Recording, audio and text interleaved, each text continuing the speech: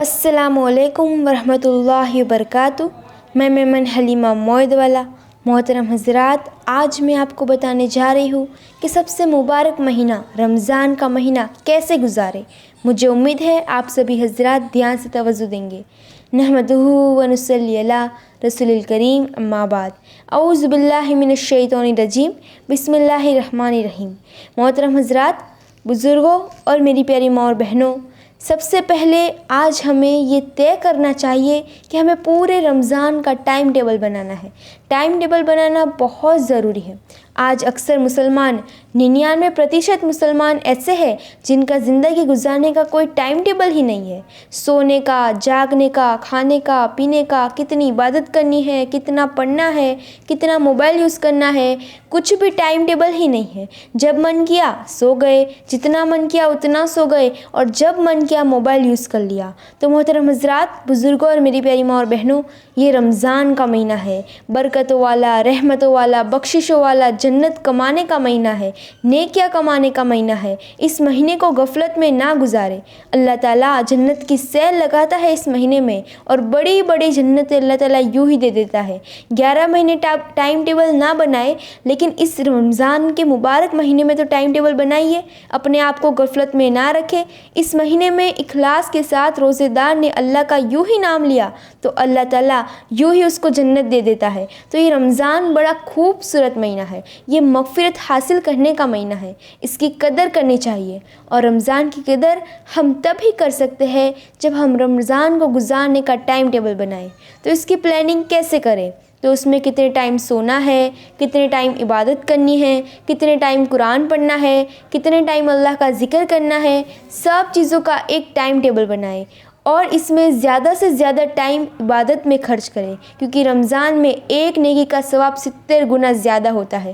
Mobile کا use کم سے کم کریں، فالتو چیزیں نہ کریں، زیادہ سے زیادہ ٹائم اپنا عبادت میں ہی خرچ کریں، اللہ سے اپنے گناہوں کی معافی مانگے، اللہ سے جنت مانگے۔ تو محترم حضرات، بزرگوں اور میری پیاری ماں اور بہنوں، ہم اور آپ اس دنیا میں دنیا کے بارے میں بڑا سوچتے ہیں، اور دنیا کے بارے میں بڑی بڑی خواہشیں اپنے دل میں رکھتے ہیں کہ میرے پاس ایسا بنگلہ ہو، ایسی کار ہو، میں پوری دنیا میں فیمس ہو جاؤں، میں پوری دنیا کے اندر چھا رہا ہوں، میرے پاس بہت پیسے ہو۔ ایسی بڑی بڑی خواہشیں دنیا کے بارے میں ہمارے اندر ہے، لیکن یہ بات بھی ہے کہ اللہ کسی کو نوازتا ہے تو کسی کو نہیں نوازتا۔ یہ اس میں بھی اللہ تعالیٰ کا راز ہے۔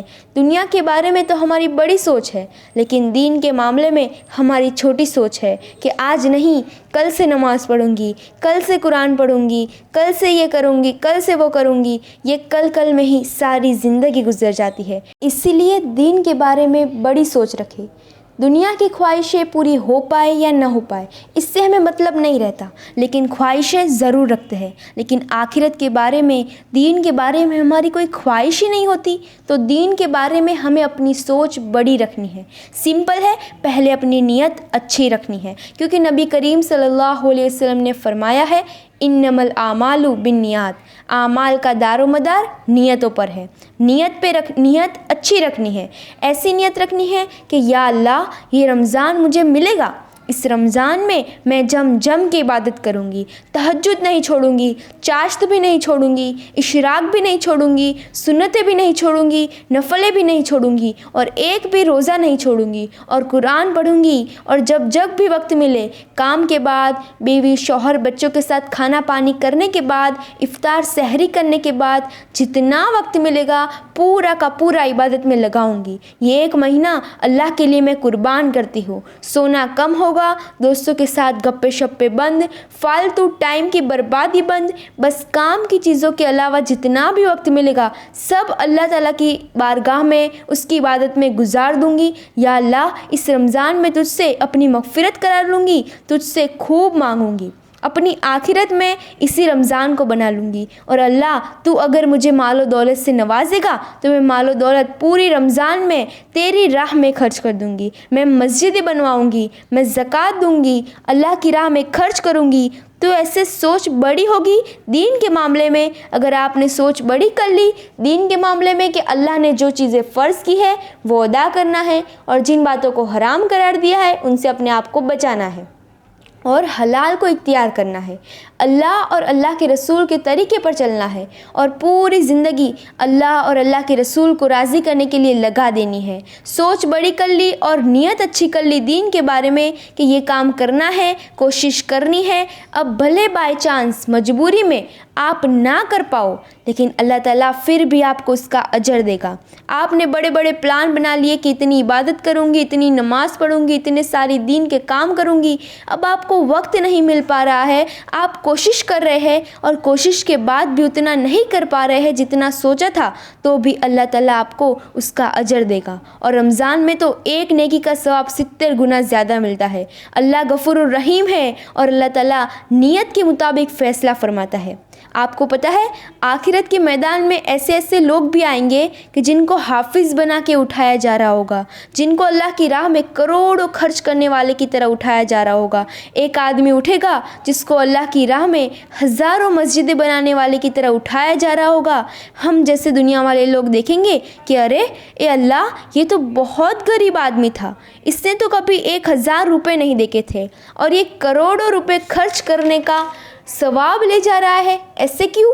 یہ آدمی جو کبھی اپنا مکان نہیں لے پایا، کرائے کے مکان میں رہتا تھا اور اس کو اتنی مسجدیں بنانے والا کہہ کر اٹھایا جا رہا ہے۔ یا اللہ، یہ کبھی قرآن میں یہ قرآن نہیں پڑھا لیکن اسے حافظ قرآن کی طرح اٹھایا جا رہا ہے، یہ کیا معاملہ ہے؟